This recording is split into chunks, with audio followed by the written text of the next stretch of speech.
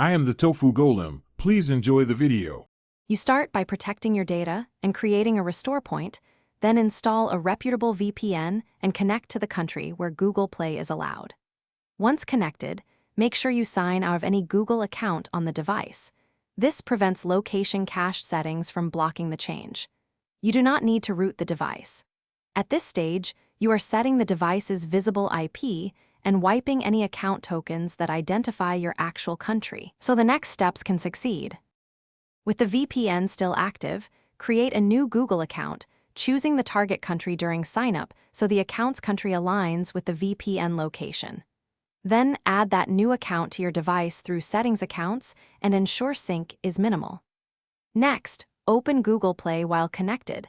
The store will detect the new account and region and begin switching content. Make sure to accept any updated terms and allow the store a few minutes to refresh its catalog and caches before finalize the change by clearing Google Play Store cache and data.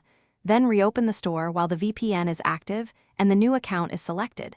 This forces a full region refresh. To make the change stick, add a payment method or local billing address in Google Payments matching that country.